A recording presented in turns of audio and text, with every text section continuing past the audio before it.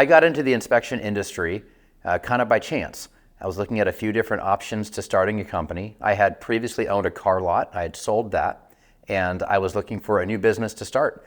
I sat down with one of my friends who happened to be a realtor, ran a couple of business ideas by him, and he says, you know what you should think about is home inspection. He says, you would be fantastic in the home inspection industry.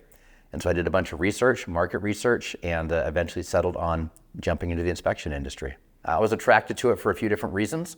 One of them was that I thought it could be scalable. I also realized that the barrier to entry financially was not terribly high. I also knew that there was a huge need in my market. There was a shortage of inspectors, and the people that were in my market weren't doing a great job. Some of them weren't doing a great job, and so I saw the need for a higher quality product, and I thought I could deliver that. So when I started my company, I ran the numbers, and I thought this could be a great little side gig to start with. And the initial goal was if I could do maybe 3 or 4 inspections a week, man, the bills would be paid and life would be good.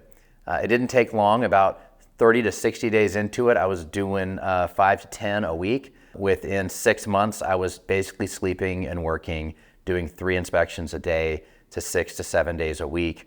And it just took off like a rocket ship. I didn't really know what I was doing. I had to make some decisions. Was I going to increase my prices, or do I want to hire employees and scale an actual company out of this? Ultimately, I decided to scale a company out of this. And when I came to IEB, it was in 2021 for the Unite Conference.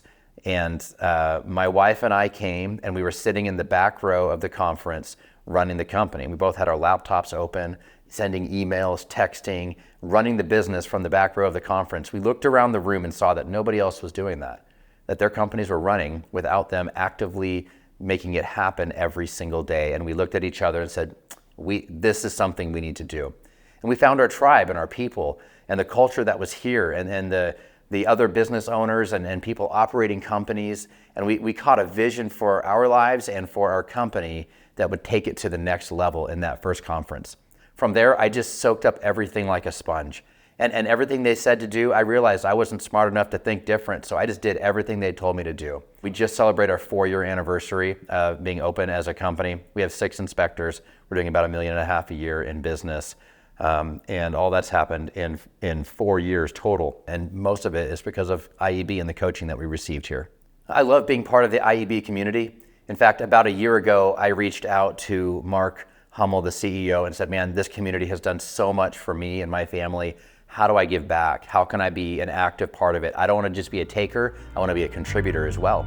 And a couple of things came up on the surface. One of them is that I'm an IEB ambassador, and that ambassador is a really interesting and fun position for me. I have a group of people that are entrusted to me that I kind of make phone calls to and follow up with and see how they're doing. I get to be an encouragement to them, maybe help them a little bit, and direct them to resources if they need that. And then in addition to that, Mark and I decided that we wanted to start an IEB podcast, and so I get to host the podcast now too. And so I love being an active member in the community, being able not just to receive, but to be able to give back as much as that I can.